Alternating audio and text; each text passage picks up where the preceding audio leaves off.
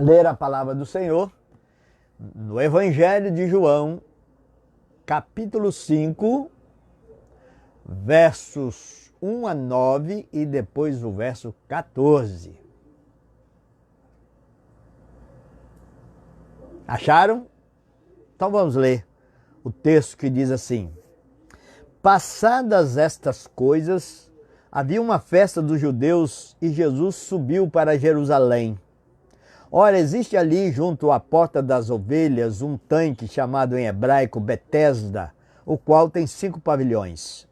Nestes jazia uma multidão de enfermos, cegos, coxos, paralíticos, esperando que se movesse a água, porquanto um anjo descia em certo tempo, agitando-a, e o primeiro que entrava no tanque, uma vez agitada a água, sarava de qualquer doença que tivesse.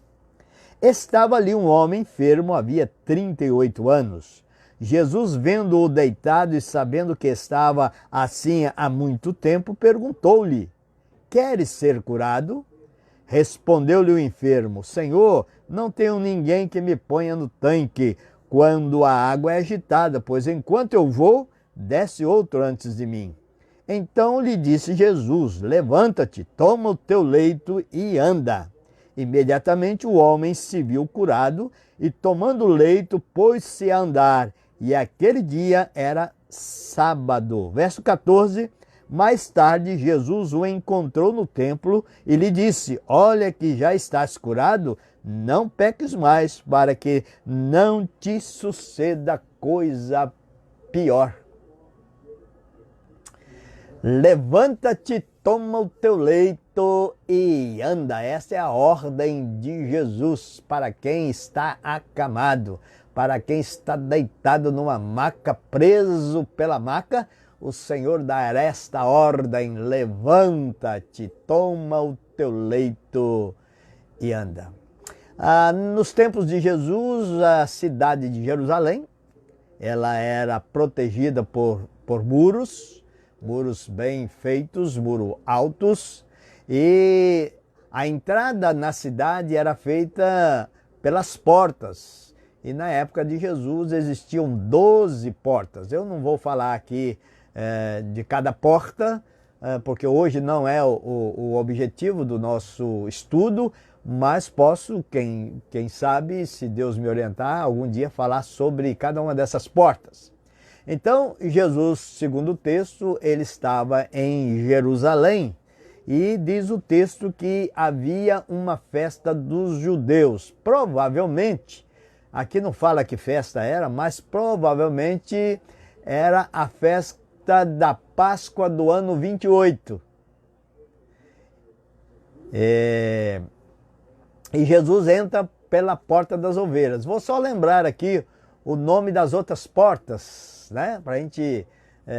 Para quem nunca ouviu o nome das outras portas, tinha a porta dos peixes, tinha a porta velha, tinha a porta do vale, tinha a porta do monturo, tinha a porta da fonte, a porta do pátio do cárcere, tinha a porta das águas, tinha a porta dos cavalos, e essa porta dos cavalos, quando havia guerra, que os soldados saíam, eles saíam por ela e entravam por ela na cidade. Tinha a porta dourada, que é também chamada porta oriental, e espera-se que essa porta, quem vai já teve o privilégio de ver a Jerusalém, quem teve o privilégio de ter ido a Jerusalém, viu ali do mirante ali do Monte das Oliveiras, a gente vê essa parte onde está essa porta dourada, ou porta oriental. Tinha a porta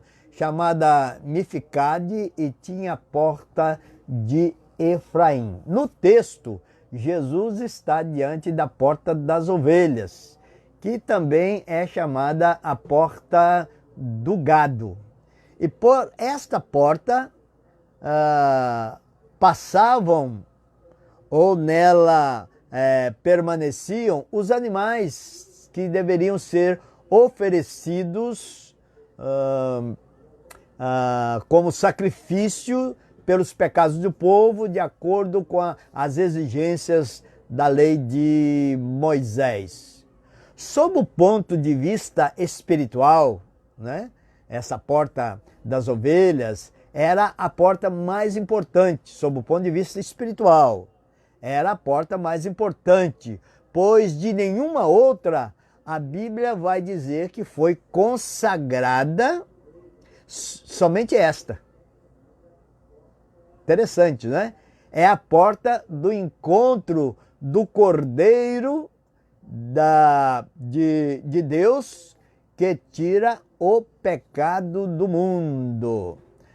Nesta porta, conforme o texto que nós lemos, encontra-se também o tanque de Betesda.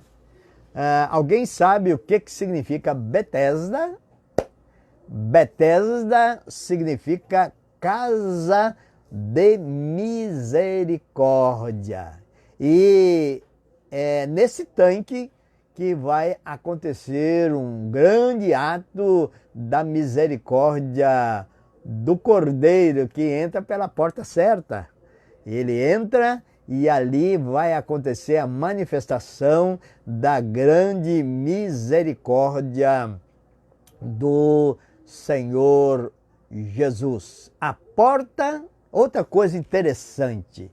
Jesus, no capítulo 10 de João, ele diz: eu sou a porta. E aqui a porta entra pela porta.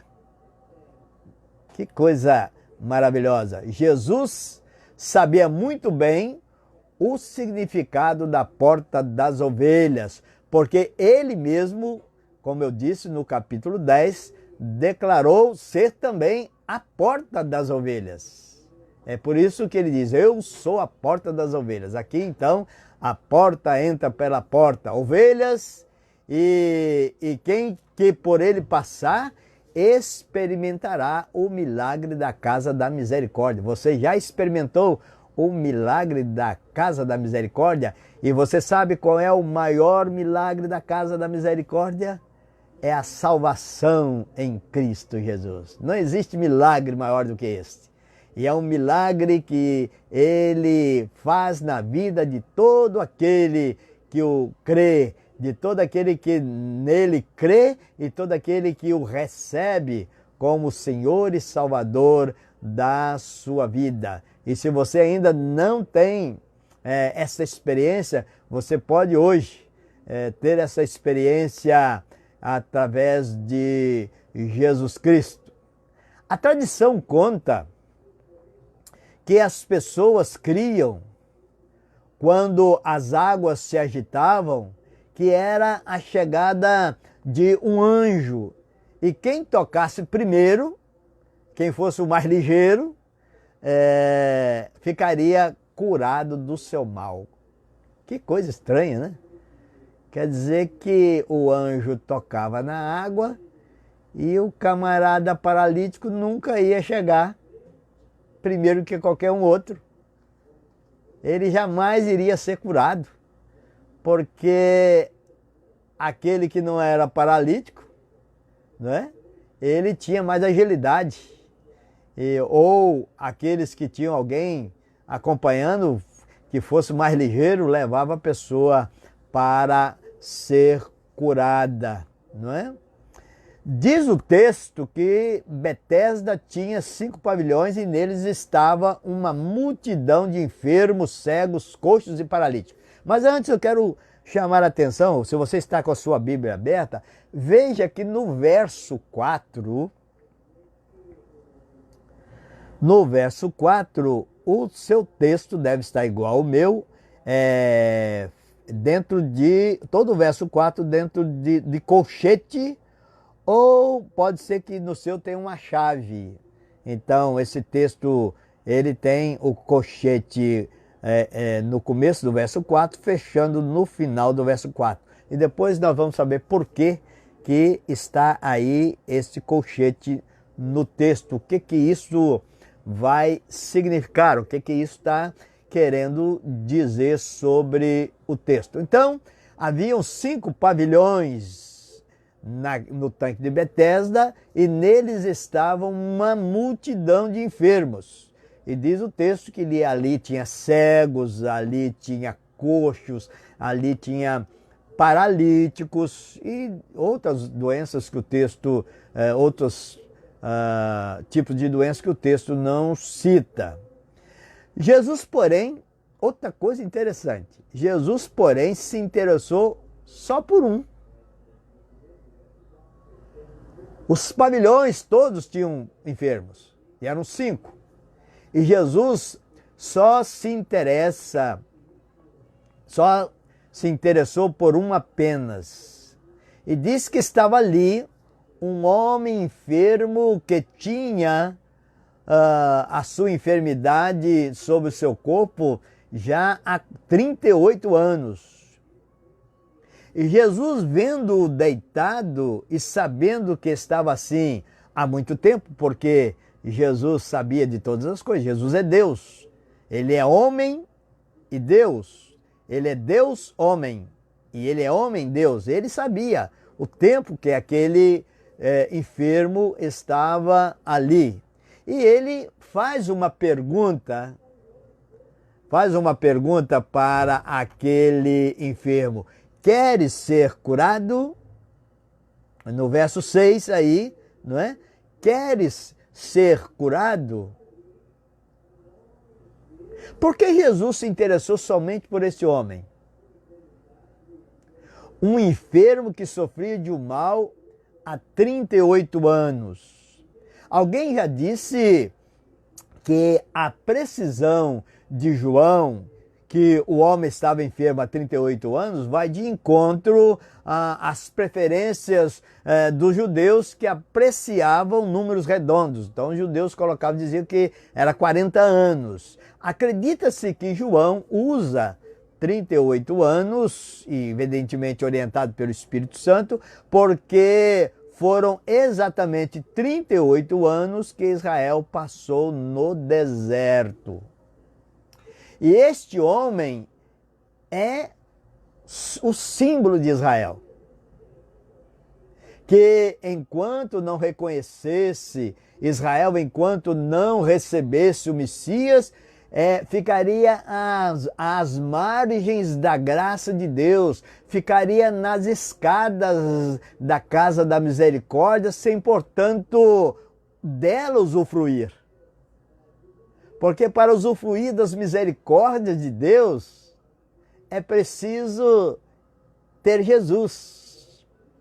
Ontem eu estava ouvindo uma mensagem do pastor Saião, falando no Salmo 23, e ele fala uma coisa que é verdadeira, quando no final do Salmo diz que misericórdia, bondade e misericórdia estarão comigo, me acompanharão todos os dias.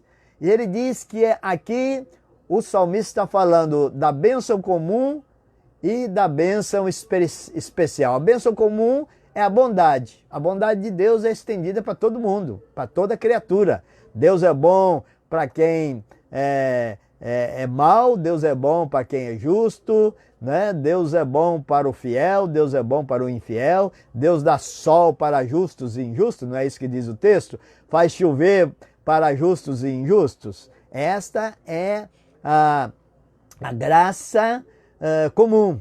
Mas o salmista diz bondade e misericórdia. Agora misericórdia não, misericórdia é uma graça especial. Só tem a misericórdia de Deus aquele que tem Jesus no seu coração. Há uma outra tradução também que diz que bondade e fidelidade. Muitas vezes fidelidade e misericórdia são traduzidos assim, mas é o mesmo sentido.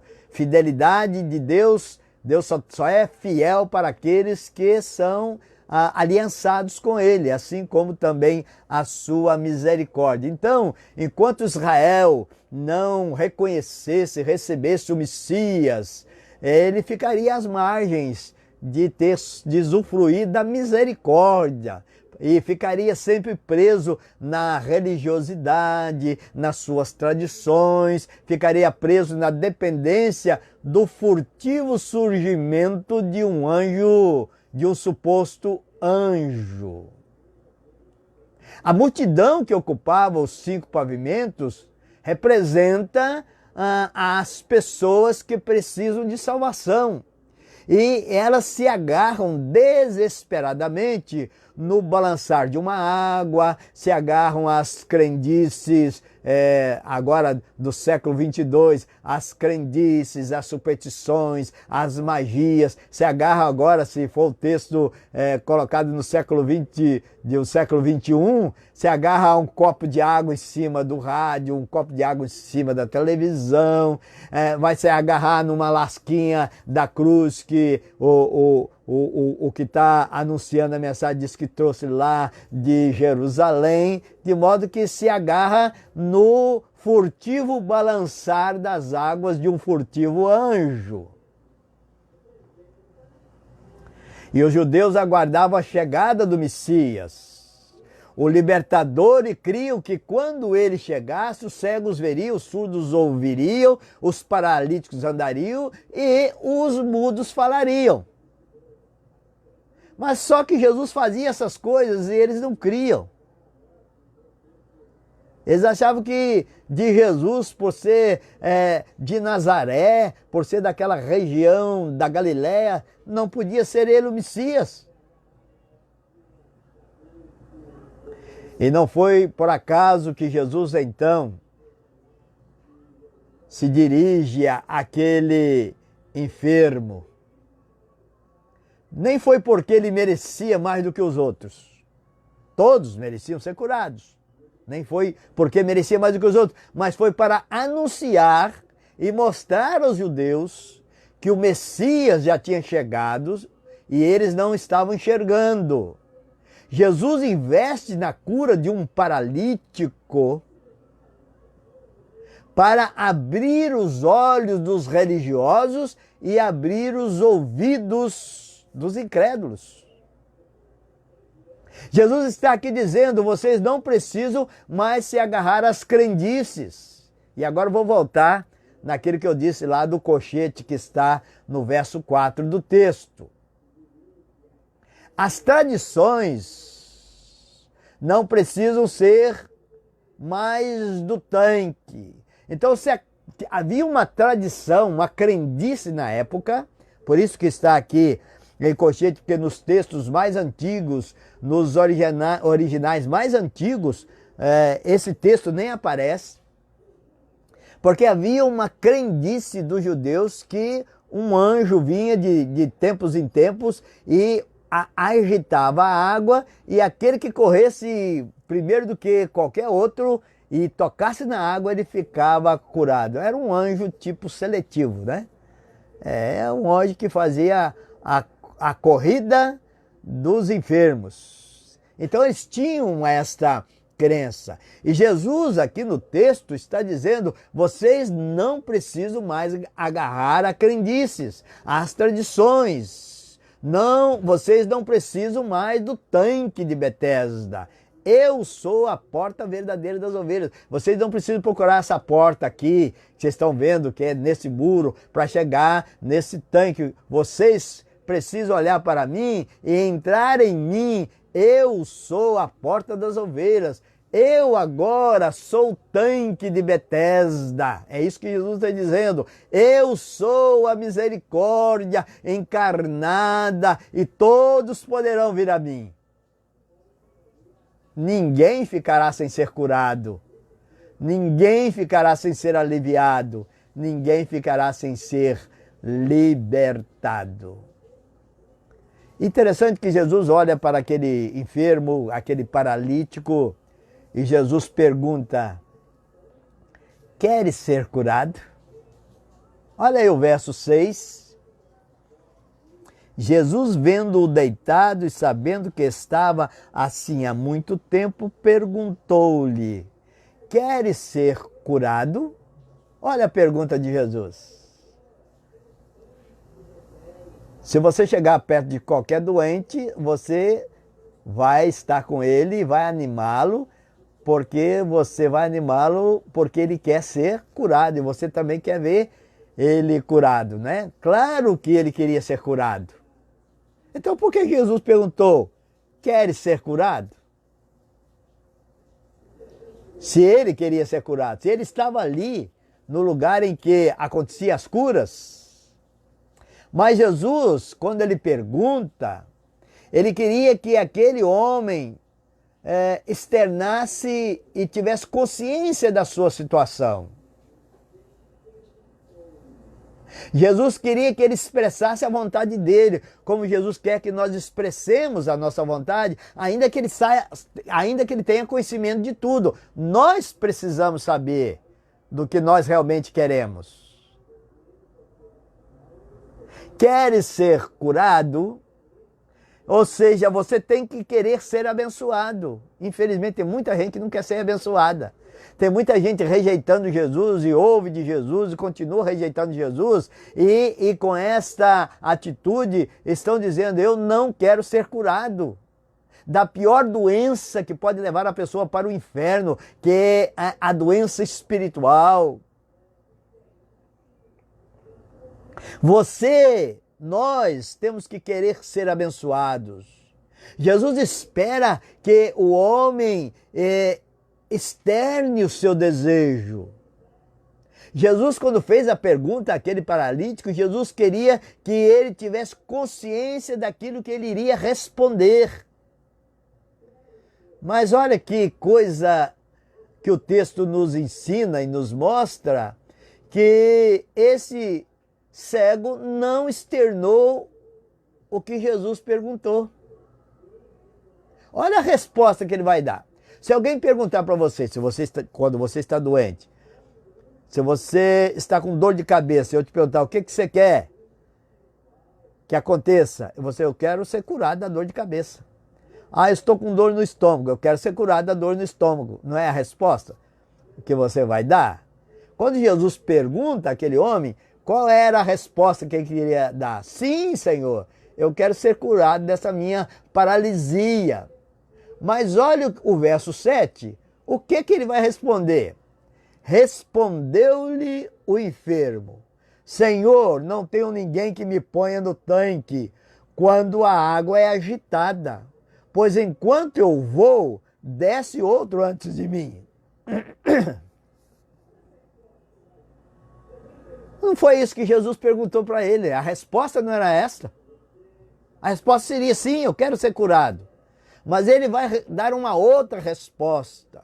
Não foi o que Jesus perguntou. E aí, meus irmãos, meus amigos, quantas vezes deixamos de ser abençoados porque Deus nos pergunta algo e nós respondemos outra coisa?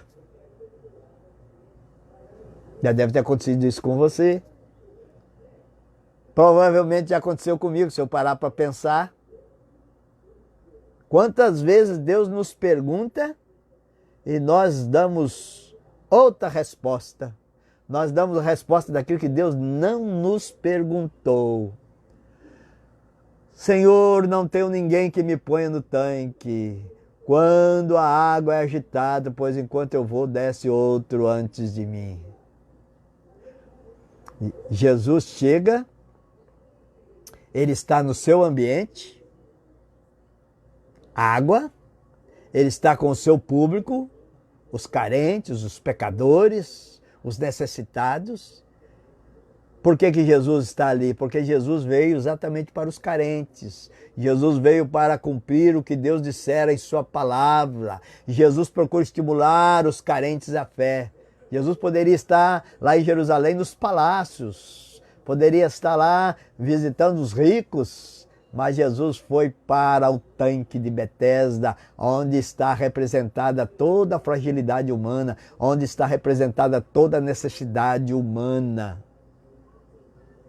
Ele vai para oferecer aquilo que ele veio trazer, que é a cura, que é a salvação. Veio para tocar nas nossas necessidades. Aquele homem queria andar, era a maior necessidade dele, ele queria andar. Essa era a sua carência. E aí eu quero perguntar, e você sabe hoje, se Deus perguntar para você, ou se Jesus perguntar para você o que você quer que eu te faça, você sabe hoje qual é a sua carência? Você sabe hoje qual é a resposta que você tem que dar para Jesus? Sim, porque todos nós temos necessidades. Mas nossa resposta a Jesus nem sempre é sensata. Nós falamos de um monte de coisas. Acabamos, Jesus nos pergunta, nós começamos a fazer um discurso diante de Jesus. Nós começamos a dar desculpas. O Jesus nos pergunta uma coisa, nós respondemos colocando a culpa nos outros, ao invés de simplesmente dizer a Ele, eu quero, faz isto na minha vida. Qual foi a solução de Jesus? O texto diz que Jesus, então, manda o homem tomar o seu colchonete, manda o homem tomar o seu leito e levantar e ir embora. A maca dominava aquele homem, mas o homem precisava dominar a maca. E sabe, depois a gente vai descobrir no verso 14 o que representa a maca aqui nesse texto. A maca é o pecado. Olha o verso 14. Mais tarde Jesus o encontrou no templo e lhe disse, olha que já estás curado, não peques mais para que não te suceda coisa pior. E aí eu me lembro que que Deus disse para Caim, lá em Gênesis, no capítulo 4, se procederes mal, eis que o pecado jaz à porta, o seu desejo será contra ti, mas a ti cumpre dominá-lo.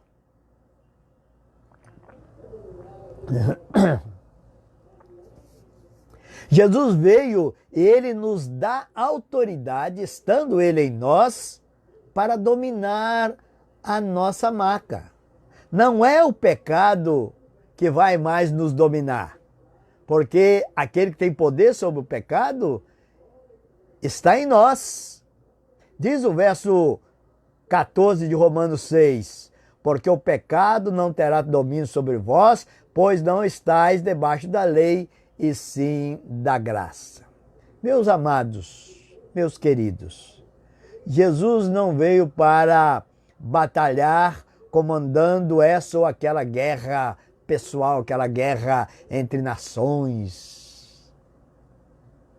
Jesus não veio para nos dar riquezas materiais, como muitos estão aí pensando e exigindo.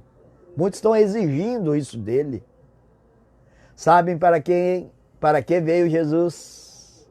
Jesus diz assim, eu vim para que tenham vida e a tenham em abundância, João 10:10. E ele em Lucas 19:10 ele diz, porque o Filho do Homem veio buscar e salvar o perdido. Foi para isso que Jesus veio. Não se deixe enganar quando anunciam que Jesus veio para lhe dar riqueza material. Você pode até ter riqueza material, você pode até ter bens materiais, porque Deus abençoa, Deus faz isso, né? Mas Ele veio para dar algo que você não pode conseguir através de riqueza nenhuma. Ele veio para te dar algo que você não pode conseguir com dinheiro na poupança. Ele veio te dar algo mais especial do que uma casa nova, do que um carro novo. Ele pode te dar uma casa nova, ele pode te dar um carro novo, mas ele veio para te dar em especial aquilo que o mundo não pode dar. Ele veio para dar o que o mundo não tem capacidade de dar. Ele veio dar vida. Ele veio dar paz verdadeira. Lembra quando ele disse para os discípulos, deixo-vos a paz, a minha paz vos dou, não vou-la dou como o mundo a dá. Ou seja, há uma paz enganosa, né? Uma paz do mundo que é efêmera, que é uma paz não verdadeira. A paz verdadeira é a paz que ele veio trazer. A alegria verdadeira é a alegria que Jesus veio dar. Então Jesus veio nos dar alegria. Através da salvação, Ele nos dá alegria. E Ele nos enche de força. Sabe por quê? Porque a palavra de Deus diz que a alegria do Senhor, a nossa força é. Aí nós caminhamos com alegria e com força porque ela vem do Senhor. Ele vem nos dar justiça. O mundo não dá justiça para ninguém. Ele veio nos dar justiça. Ele mesmo se permitiu ser justificado na cruz do Calvário no nosso lugar, para nos trazer também esta bênção da justificação. Ele veio para nos dar muito mais do que dinheiro, muito mais do que casa, muito mais do que um bom emprego. Ele dá tudo isso, mas ele veio, e você precisa entender que essas coisas são passageiras. Nós podemos tê-las hoje e perdê-las amanhã, mas ele veio dar algo que ninguém pode nos tirar. Ele veio nos dar o seu reino. Oh, glória! E diz a palavra de Deus que enquanto esse reino não for pleno, ele está dentro de nós. E isso o mundo não pode nos dar. Ele veio para nos tirar do marasmo espiritual, da escravidão das trevas do pecado. Ele veio refazer a nossa vida. Nós perdemos lá em Adão, no Jardim do Éden, e ele veio nos refazer. Ele veio nos fazer de novo. Diz a palavra assim: e aquele que está assentado no trono disse: eis que faço novas todas as coisas. E acrescentou: escreve, porque essas palavras são fiéis e verdadeiras. E em Coríntios, na primeira carta do apóstolo Paulo aos Coríntios, diz assim, que aqueles que estão em Cristo Jesus, nova criatura são. As coisas velhas já passaram, eis que tudo se fez novo. O mundo não faz nada novo para nós. Nós estamos no mundo e cada dia as coisas vão ficando mais velhas. Nós vamos ficando mais velhos. Mas em Jesus acontece o contrário. A cada dia ficamos mais novos. Em Jesus, a cada dia ficamos mais próximo do reino que está preparado para nós. Que bênção é isto! Ele veio para nos dizer: põe-te de pé, domina o que te domina e vai viver. Vai viver a vida que eu quero que você viva. Ele, só Ele pode fazer isso. Jesus tem poder para fazer isso. Creia, porque Jesus faz exatamente isso na vida daquele que nele crê, naquele que responde. Jesus está perguntando para você hoje: que queres que eu te faça? Se você ainda não tem Jesus no seu coração, você diga: eu quero que o Senhor me salve. Eu quero que o Senhor me liberte, eu quero que o Senhor entre na minha vida, eu quero que o Senhor me liberte desta maca do pecado, eu quero que o Senhor me dê vida abundante. Responda aquilo que Ele quer ouvir, aquilo que Ele quer ouvir segundo a pergunta que Ele fez. Não saia pela tangente como este paralítico saiu. Não diga, quando alguém perguntar para você se você quer receber Jesus Cristo como seu Salvador, não diga: vou pensar sobre isso. Não diga: eu vou ainda melhorar muita coisa na minha vida. Não é isso que Deus quer ouvir de você. Não é isso que Jesus quer ouvir de você. Jesus quer ouvir de você isso: eu quero o Senhor na minha vida agora. Eu quero que o Senhor me salve, porque eu compreendo agora que eu sou um perdido e sem o Senhor estarei perdido para sempre. É isso que Jesus quer ouvir de você. Uma resposta daquilo que realmente você precisa. O que aquele paralítico precisava era levantar e andar. E quando Jesus perguntou, Jesus queria que ele respondesse: eu quero levantar e andar. Mas ele foi com uma resposta completamente diferente. E pela misericórdia de Deus, pela misericórdia de Jesus, ele levantou aquele homem para que os judeus tivessem a certeza, de todos que estavam ali vendo aquele momento, de que ele é o Messias mandado por Deus. Não fique à beira do tanque. Não fique esperando por anjos. Não fique esperando por anjos. É o Messias que vai fazer a sua libertação. É o Messias que vai curar você. O Messias já veio. Ele é Jesus. Ele está dizendo a você hoje agora: levanta-te, toma o teu leito e anda. O que é que mantém você paralítico? Levanta e anda. Vença. Isso que está te dominando, é isso que está dizendo hoje. Levanta, toma o teu leito e anda. Porque é a ordem de Jesus. E é isso que Ele quer ouvir de você. Eu quero levantar, eu quero andar. Entrega a sua doença a Ele. Entrega o seu pecado a Ele. Entregue tudo o que a Ele, e Ele lhe dará poder para enrolar as tuas deficiências, dominá-las e viver a vida nova.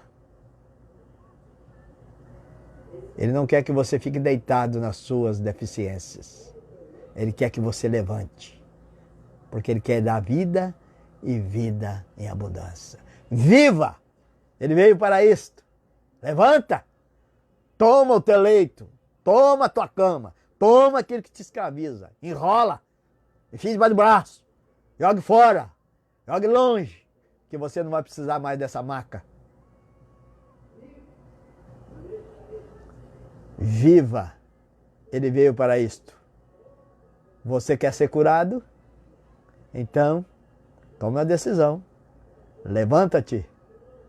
Toma o teu leito e anda. Só Jesus pode fazer isso. E Ele está perguntando exatamente isso para você hoje. Queres ser curado? Diga a Ele: quero. Da minha doença espiritual.